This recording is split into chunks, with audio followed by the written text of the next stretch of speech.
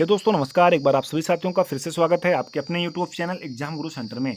दोस्तों आज का ये वीडियो संबंधित है रीजनिंग के महत्वपूर्ण टॉपिक अंग्रेजी वर्णमाला परीक्षण से। अभी तक दोस्तों हमारे द्वारा 2 पार्ट अपलोड किए जा चुके हैं जिसमें हम कुछ महत्वपूर्ण टॉपिक आप सभी साथियों तक शेयर किया था। उसी क्रम में आज हम तीसरे पार्ट में अंग्रेजी वर्णमाला परीक्षण का टॉपिक शेयर कर रहे हैं जिसमें कुछ महत्वपूर्ण फैक्ट बताएंगे और अगले पार्ट में इनसे संबंधित कुछ महत्वपूर्ण क्वेश्चन सॉल्व कराएंगे। दोस्तों अगर चैनल पर नए हैं तो चैनल को सब्सक्राइब अवश्य करें, साथ में ज़्यादा से ज़्यादा अपने सभी दोस्तों के पास शेयर करें और लाइक करना दोस्तों ना भूलें। शुरू करते हैं। पहले देखते हैं अंग्रेजी वर्णमाला परीक्षण।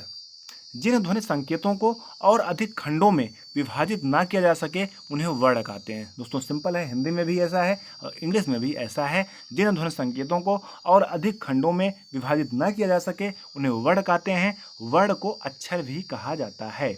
वर्ण को हम अक्षर के नाम से भी जानते हैं, जैसे ABCD या हिंदी में क ख ग घ। वर्णों के इस क्रमबद्ध समूह को, इंपॉर्टेंट है दोस्तों, वर्णों के इस क्रमबद्ध समूह को वर्णमाला कहा जाता है। यानी A से Z तक जो क्रमबद्ध समूह है उसे हम वर्णमाला के नाम से जानते हैं। आगे देखते हैं। अंग्रेजी वर्णमाला पर आधारित प्रश्नों को हल करने से पूर्व निम्नलिखित तथ्यों की जानकारी होना आवश्यक है। दोस्तों ये तो सबको पता होगा, अंग्रेजी वर्णमाला में कुल 26 अक्षर होते हैं जिसमें 5 वॉवेल यानी 5 स्वर होते हैं और 21 कॉन्सोनेंट होते हैं। सीधे क्रम में देखा जाए तो A से Z तक जो सीधा क्रम है उसको याद रखना आवश्यक है। साथ में जो नंबरिंग है, जो उनकी संख्या है, उसको भी याद रखना आवश्यक है, क्योंकि दोस्तों अंग्रेजी वर्णमाला परीक्षण के जितने भी क्वेश्चन आते हैं लगभग 100% इसी क्रम से पूछे जाते हैं, इसलिए इसको याद करना अत्यंत आवश्यक है।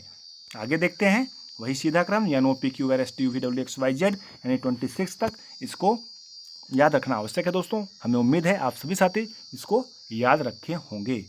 आगे देखते हैं।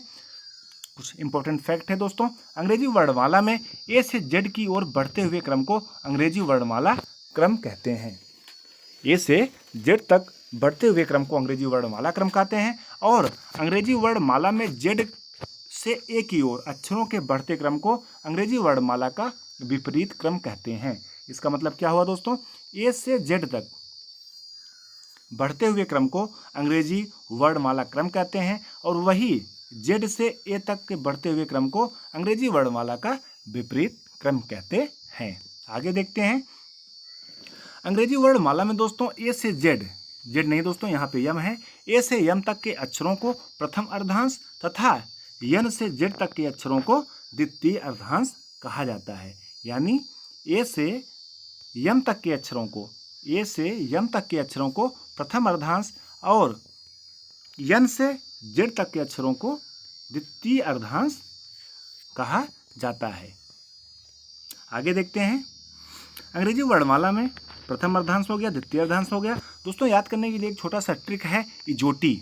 इजोटी से हम आसानी से इन अक्षर को क्रम से याद कर सकते हैं और इनके दिए गए क्रम संख्या को भी आसानी से याद रख सकते हैं। इजोटी यानी ई 5वें नंबर पे है, जे 10वें नंबर पे है, ओ 15वें नंबर पे है, टी जो है 20वें नंबर पे है, वाई जो है दोस्तों 25वें नंबर पे है। इसे आसानी से छोटे से एक वर्ड से याद कर सकते हैं। इसके बाद इसी के सहारे हम इसके आगे पीछे के सारे वर्डों को आसानी से नंबरिंग के माध्यम से याद रख सकते हैं। दोस्तों यदि विपरीत दिशा में प्रश्न पूछा जाए, यानी Z से A की दिशा में प्रश्न पूछा जाए, तो बाईं ओर से वर्णों का स्थान अगर पूछा जाता है तो बराबर में 27 में माइनस कर देंगे दाएं ओर के वर्णों के स्थान को। आसानी से विपरीत दिशा में पूछे जाने वाला प्रश्न हम इस सूत्र के माध्यम से सॉल्व कर सकते हैं। आगे देखते हैं दोस्तों। कई प्रकार हैं जो एग्जाम में पूछे जाते हैं। उसी का पहला प्रकार है दिशा और स्थान पर आधारित प्रश्न। दोस्तों इस प्रकार के प्रश्नों में अंग्रेजी वर्णमाला का कोई अक्षर दिया होता है तथा उस अक्षर से दायां या बायां अक्षर हम ज्ञात करते हैं, यानी ज्ञात करना होता है। जैसे अंग्रेजी वर्णमाला का A से Z तक अक्षर दिया हुआ है, जैसे A पहले स्थान पर है तो इसके आगे 7वें स्थान पर कौन सा वर्ण होगा, देख लेते हैं उदाहरण के माध्यम से। सीधे क्रम में वर्णमाला क्रम श्रृंखला में बाईं ओर से 18वें अक्षर के बाईं ओर कौन सा वर्ण 7वां होगा। सीधे क्रम लिखा है दोस्तों, इसलिए A से Z तक हम पहले फटाफट लिख लेंगे। उसके बाद A से Z की तरफ यानी बाईं ओर से 18वां अक्षर क्या होगा, सबसे पहले उसको जानेंगे। 18वां अक्षर होगा आर। इसके बाद आर के बाईं ओर कौन सा वर्ड 7वां होगा।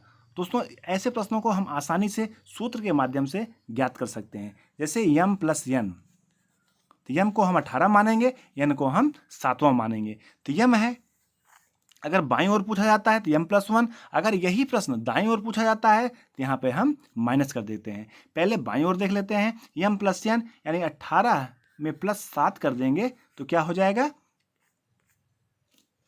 सॉरी दोस्तों, यहाँ पर अगर बाईं ओर पूछता है तो माइनस करेंगे और दाएं ओर पूछता है तो प्लस करेंगे। तो यहाँ बाईं ओर पूछा है 7वां वर्ड क्या होगा, तो 18 में 7 को अगर हम माइनस कर देंगे तो क्या आएगा 11। तो 11वें स्थान पर यानी 11वें स्थान पर कौन सा वर्ड होगा, कौन सा वर्ड होगा 11वें स्थान पर, के।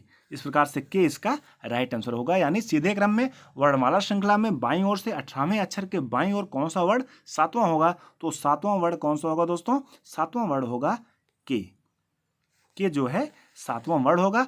आप लोग दोस्तों अच्छे से समझ गए होंगे। अगर इसी क्वेश्चन में अगर ये पूछ लिया जाए, यदि सीधे क्रम में वर्णमाला श्रृंखला में बाईं ओर से 18वें अक्षर के दाईं ओर 7वां अक्षर क्या होगा, तो हम क्या करेंगे 18 में प्लस 7 कर देंगे, जो 7वां अक्षर होगा यानी 25, यानी 25 स्थान पे कौन सा है वाई, तो वाई जो है इसका राइट आंसर हो जाएगा। दोस्तों बात ध्यान रखना है, अगर बाईं ओर पूछता है तो माइनस करेंगे और दाईं ओर पूछता है तो प्लस कर देंगे। आगे देखते हैं दूसरा प्रकार, विपरीत क्रम पर आधारित प्रश्न। ऐसे प्रश्नों के अंतर्गत दोस्तों वर्णमाला के सभी अक्षरों के विपरीत क्रम में लिखा जाता है तथा उसी आधार पर दायां या बायां अक्षर ज्ञात करना होता है। अंग्रेजी वर्णमाला में जेड से ए तक के क्रम को अंग्रेजी वर्णमाला का विपरीत क्रम कहते हैं। पीछे हम लोग दोस्तों पढ़ भी चुके हैं, यानी जेड से ए तक के अक्षरों को विपरीत क्रम कहा जाता है। इसको भी दोस्तों एक उदाहरण के माध्यम से समझ लेते हैं। अंग्रेजी वर्णमाला को विपरीत क्रम में लिखा जाए, यानी जेड से ए तक अगर लिखा जाए तो बाएं से 7वें अक्षर के दाएं 8वां अक्षर क्या होगा, बाएं से 7वें अक्षर, यानी अगर हम जेड से चलेंगे तो 7वां अक्षर क्या होगा दोस्तों, टी होगा। 7वां अक्षर क्या होगा, टी होगा। अभी बोला है अंग्रेजी वर्णमाला को विपरीत क्रम में लिखा जाए तो बाएं से 7वें अक्षर के दाएं 8वां अक्षर क्या होगा, यानी अगर 7वें अक्षर पर टी है, टी के हम दाएं जाएंगे तो यहाँ 8वां अक्षर क्या होगा, टी है।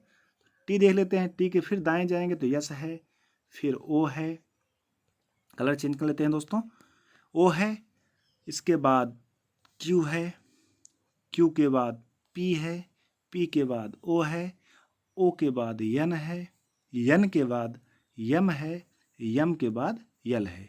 यानी अगर हम टी को छोड़ते हैं तो 1 2 3 4 5 6 7 8, यानी 8वां अक्षर यल हो जाएगा। इस प्रकार से यल इसका राइट आंसर हो जाएगा। अगर ऐसे पूछते हैं विपरीत क्रम में तो हम जेड से ए की तरफ जाएंगे, अगर सीधे क्रम में पूछते हैं तो हम ए से जेड की तरफ जाएंगे। हमें उम्मीद है दोस्तों आप सभी साथियों को समझ में आया होगा। आगे देखते हैं, तीसरा प्रकार है शर्त और अक्षर पर आधारित प्रश्न। शर्त और अक्षर पर आधारित प्रश्न दोस्तों, इसके अंतर्गत अंग्रेजी वर्णमाला के क्रम में दी गई शर्त के अनुसार कुछ अक्षरों को लुप्त करके नई श्रृंखला में उनकी स्थिति के अनुसार किसी अक्षर का बायां या दायां अक्षर पूछा जाता है। ऐसे प्रश्नों में वर्णमाला के क्रम में दी गई शर्त के अनुसार कुछ अक्षरों को लुप्त करके नई श्रृंखला में उनकी स्थिति के अनुसार किसी अक्षर का बायां या दायां अक्षर पूछा जाता है। आगे देख लेते हैं उदाहरण के माध्यम से दोस्तों। उदाहरण है, यदि अंग्रेजी वर्णमाला के बाएं से प्रत्येक तीसरे अक्षर को हटा दिया जाए, यदि अंग्रेजी वर्णमाला के बाएं से प्रत्येक तीसरे अक्षर को हटा दिया जाए तो नई श्रृंखला में बाएं से 9वां अक्षर क्या होगा। दोस्तों काफी इंपॉर्टेंट टॉपिक है ये। अगर ए से जेड तक सीधे क्रम में लिख दिया गया, ए से जेड तक प्रत्येक तीसरे अक्षर को हटा दिया जाए, जैसे ए बी सी, अगर सी को हटा दिया जाए, डी ई एफ, यफ को हटा दिया जाए तो नई श्रृंखला में बाएं से 9वां अक्षर क्या होगा। अगर हम हटा देंगे दोस्तों तो कलर चेंज कर लेते हैं तो क्या बन जाएगा,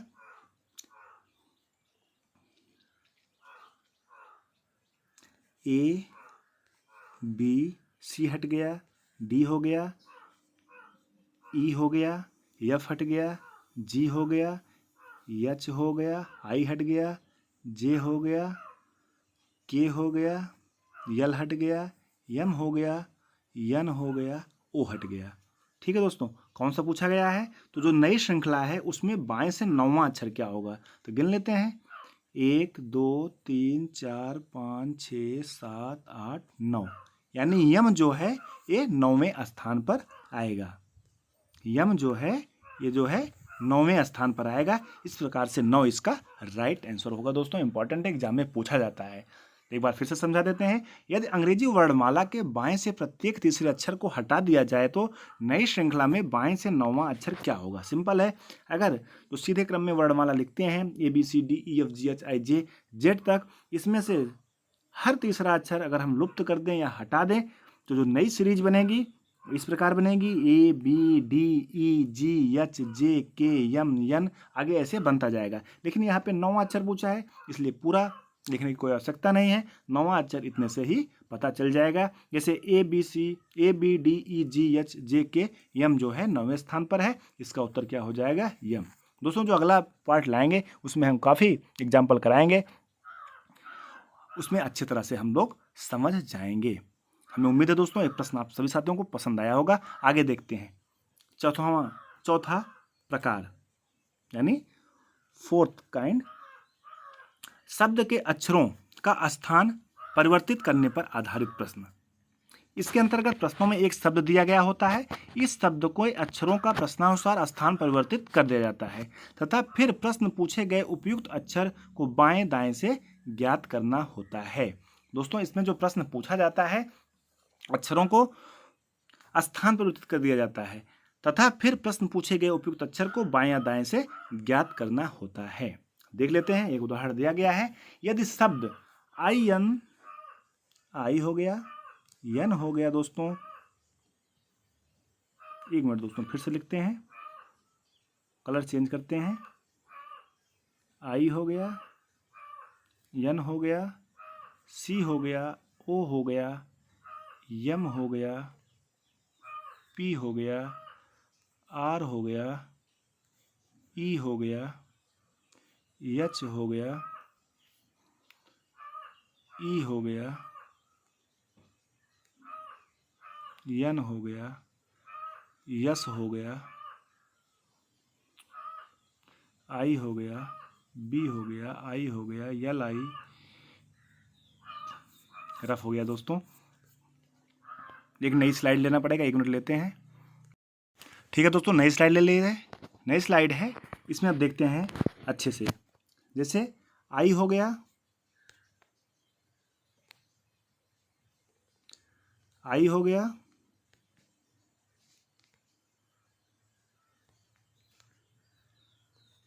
आई, N, C, O, M, P, R, E, H, E, ये शब्द हो गया। दोस्तों समझ लेते हैं इसी प्रकार से। इसमें क्या है, पहले और दूसरे, तीसरे और चौथे इसमें दिया गया है, ये शब्द दिया गया है। इसमें पहले और दूसरे, तीसरे और चौथे आदि स्थान पर यदि स्थित अक्षरों का स्थान आपस में बदला जाता है तो बाईं ओर से 15वां अक्षर क्या होगा। जो ये शब्द लिया गया है, अगर इसको बाएं से दाएं, दाएं से बाएं चेंज किया जाता है तो बाएं ओर से 15वां अक्षर क्या होगा। जैसे ये आई है तो आई को यहाँ कर देते हैं, एन को यहाँ कर देते हैं, सी को यहाँ कर देते हैं, ओ को यहाँ कर देते हैं, यम को यहाँ कर देते हैं, पी को यहाँ कर देते हैं, आर को यहाँ कर देते हैं, ई को यहाँ कर देते हैं, एच को यहाँ कर देते हैं, सॉरी दोस्तों एच को इधर कर देते हैं, ई को इधर कर देते हैं। तो 15वां अक्षर पूछा गया है, 1 2 3 4, 15वां अक्षर, यानी अगर यहाँ हम यन लिख देते हैं, कलर चेंज कर लेते हैं, अगर यहाँ हम यन लिख देते हैं, यन हो गया, यहाँ आई हो गया, यहाँ ओ हो गया, फिर सी हो गया, ठीक, फिर पी हो गया और यम हो गया, फिर ई हो गया, आर हो गया, फिर ई हो गया और एच हो गया, ठीक। 1 2 3 4 5 6 7 8 9 10, अभी दोस्तों 5 अक्षर बाद, यानी आगे क्या है देख लेते हैं। ई के बाद क्या है, ई के बाद है, कलर चेंज करते हैं, ई के बाद है H, E, N S I, N S I, ठीक, N S I, B I L, B I, I के बाद है यल, ठीक। अगर इसको देखते हैं तो एच को इधर करते हैं, ई को इधर करते हैं, एन को इधर करते हैं, एस को इधर करते हैं, यानी स्थान को परिवर्तित करते हैं, आई को इधर करते हैं, बी को इधर करते हैं, आई को इधर करते हैं, यल को इधर करते हैं, तो 15वां स्थान मिलना चाहिए दोस्तों। तो अगर यहाँ ई लिख दिए और यहाँ एच लिख दिए, यहाँ यस लिख दिए, यहाँ एन लिख दिए, यहाँ बी लिख दिए, यहाँ आई लिख दिए, ठीक, यहाँ यल लिख दिए, यहाँ आई लिख दिए, ठीक है। तो 15वां अक्षर पूछा गया दोस्तों। तो 1 2 3 4 5 6 7 8 9 10 11 12 13 14 15, यानी क्या आ गया, बी आ गया।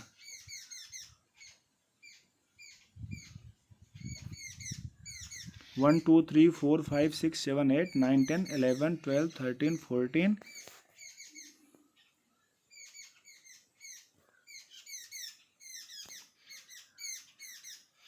1 2 3 4 5 6 7 8 9 10 11 12 13 14 15। दोस्तों कहीं कोई एक अक्षर दोबारा लिख दिए हैं, R E H E O M I N.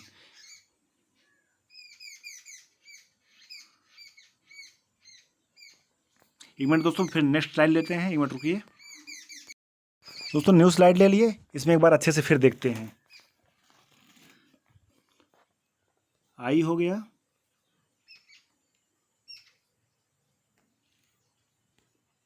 I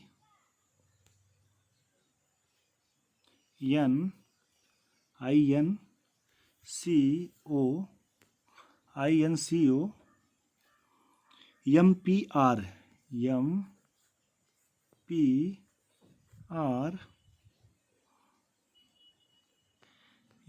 R इसके बाद क्या है, ई एच ई एन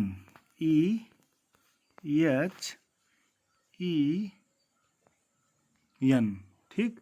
1 2 3 4 5 6 7 8 9 10 11, एन के बाद क्या है, I N C O M P R E H E N, आगे है यस, ठीक, यहाँ लिख देते हैं यस। इसके बाद क्या है, ई एन एस, फिर है आई बी आई एल, आई है, बी है, आई है, यल है, आई है, टी है, आई है, ई है और यस है, ठीक है दोस्तों।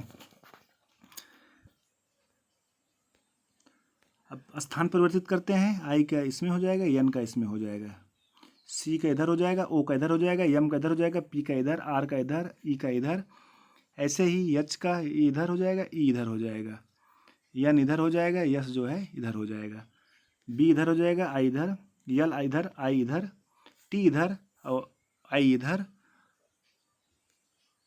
ऐसे ई का यल का हो जाएगा, ठीक है। तो 1 2 3 4 5 6 7 8 9 10 11 12 13 14 15, यानी यल जो है 15, यानी यहाँ यल आएगा ना, तो यल जो है 15वें स्थान पर हो जाएगा, यही इसका राइट आंसर होगा। यानी यहाँ एन हो जाएगा, यहाँ आई हो जाएगा, यहाँ ओ हो जाएगा, यहाँ सी हो जाएगा, यहाँ एम हो जाएगा, यहाँ पी हो जाएगा, यहाँ एम हो जाएगा, यहाँ ई, यहाँ आर, यहाँ ई, यहाँ एच, ऐसे ही यल जो है वो 15वें स्थान पर आएगा। क्या पूछा गया था? 15वें स्थान पर कौन सा अक्षर होगा? तो 15वें स्थान पर दोस्तों क्या होगा? यल होगा। काफ़ी इंपॉर्टेंट है, इसलिए दोस्तों हम दोबारा स्लाइड लिए, दोबारा आप सभी साथियों तक पहुंचाए। आगे देखते हैं दोस्तों, 5वां प्रकार, अक्षर युग्म पर आधारित प्रश्न। इसके अंतर्गत पूछे जाने वाले प्रश्नों में एक शब्द दिया होता है। इसके अंतर्गत जो प्रश्न एग्जाम में पूछे जाते हैं उसमें एक शब्द दिया होता है। कोई भी शब्द, इजोटी ले लो या कोई भी शब्द ले लो, बैंकर ले लो, शब्द दिया जाता है। इसमें यह ज्ञात करना होता है कि शब्द में कितने अक्षर युग्म उपस्थित हैं। कितने अक्षर युग्म उपस्थित हैं। अक्षर युग्म दोस्तों सीधे क्रम, विपरीत क्रम दोनों में बनना चाहिए।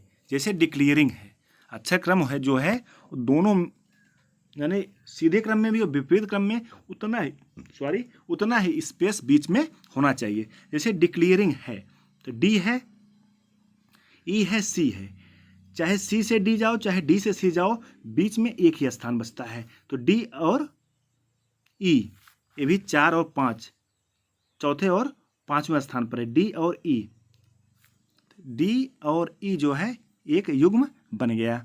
आगे है ए और सी, ए बी सी यानी तीसरे स्थान पर है तो एक युग्म ए बन गया। ए बी सी यानी ए और सी, एक डी बन गया, एक ए सी बन गया। आगे है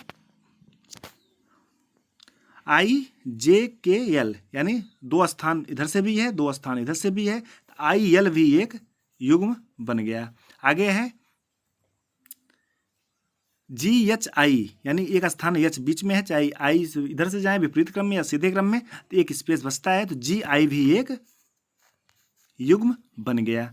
आगे क्या है यल, जी और यल का देखते हैं। जी एच आई जे के यल, यानी बीच में उतने स्पेस हैं, चाहे सीधे जाएं चाहे विपरीत क्रम में जाएं, तो एक क्या बन गया? जी और यल, यानी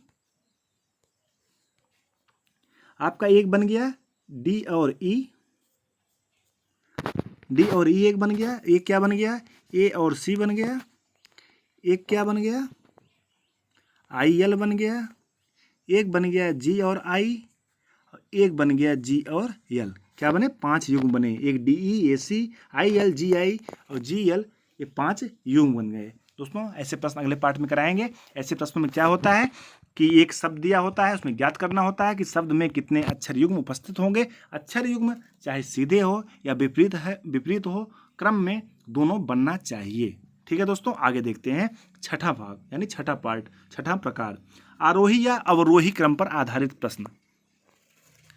ऐसे प्रश्नों के अंतर्गत वर्णों को आरोही यानी प्रारंभ से या अवरोही यानी अंत से क्रम में सजाना होता है।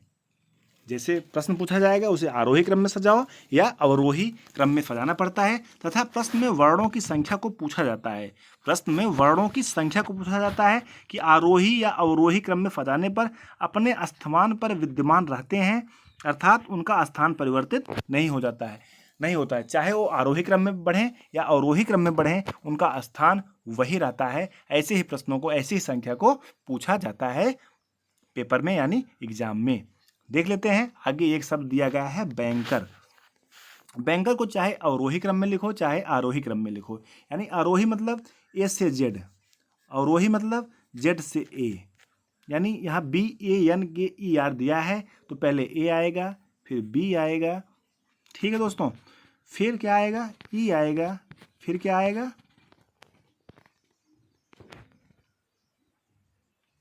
ए बी ई, फिर क्या आएगा? के आएगा, फिर क्या आएगा? एन आएगा, फिर आएगा आर, यानी 1 2 3 4 5 6, 1 2 3 4 5 6। इसमें क्या देखना है? जैसे ए बी ई के एन आर लिख दिए, ठीक। अब नीचे लिख देते हैं बैंकर, लिख देते हैं बी ए एन के ई आर। इसको हम बढ़ते हुए क्रम में लिखें, फिर भी के जो है अपने ही स्थान पर आया, के जो है उसी स्थान पर रहा। ऐसे इसी प्रकार के प्रश्न पूछे जाते हैं किसमें? आरोही और अवरोही क्रम पर आधारित वाले प्रकार में, कि उसका स्थान जो है, अक्षरों का स्थान परिवर्तित नहीं होता है, चाहे उसे आरोही क्रम में लिखें या अवरोही क्रम में लिखें। ठीक है दोस्तों, इस प्रकार से आज का अपने महत्वपूर्ण सेशन अंग्रेजी वर्णमाला परीक्षण का दोस्तों कंप्लीट हुआ। हमें पूर्ण विश्वास है, उम्मीद है आप सभी साथियों को हमारे द्वारा जो समझाया गया समझ में आया होगा। हम कोशिश करेंगे दिन प्रतिदिन अच्छे से आप सभी साथियों को समझाएं। बस आप सभी साथी हमें सपोर्ट करते रहिए, साथ में ज़्यादा से ज़्यादा शेयर करते रहिए। और दोस्तों नेक्स्ट पार्ट में हम कम से 25 से 30 इन 6 जो प्रकार बताए, जो 6 प्रकार आप सभी साथियों को बताया, सबसे संबंधित 5-5 प्रश्न आप सभी साथियों तक हम सॉल्व कराएंगे। लास्ट में कुछ महत्वपूर्ण क्वेश्चन देंगे जिसका उत्तर आप सभी साथी हमें कमेंट सेशन में लिखकर बताएंगे। ठीक है दोस्तों, मिलते हैं नेक्स्ट वीडियो में, तब तक के लिए धन्यवाद, जय हिंद। और दोस्तों यूपीएसआई जो यूपीएसआई का पेपर देना चाहते हैं उनके लिए दोस्तों हम एक नई सीरीज शुरू किए हैं जिसमें हम अभी पॉलिटी बता रहे हैं। पॉलिटी के 10 क्वेश्चन पर डे या एक दिन छोड़ के हम आप सभी साथियों तक शेयर करते रहेंगे। उसे भी आप सभी साथी देखें और ज़्यादा से ज़्यादा सभी दोस्तों, सभी स्टूडेंट्स के पास शेयर करें जिससे वो भी उन प्रश्नों को अच्छे से तैयार कर लें। और दोस्तों साथ में 2 मिनट 10 क्वेश्चन का जो सीरीज चल रही है वो भी आज शायद 16वां पार्ट रहेगा, उसे भी आप सभी साथी देखते रहें। उन प्रश्नों से काफ़ी तैयारी मिलेगी, हमें पूर्ण उम्मीद है। उसी आशा के साथ हम ये वीडियो बनाते हैं। ठीक है दोस्तों, मिलते हैं नेक्स्ट वीडियो में, तब तक के लिए धन्यवाद, जय हिंद।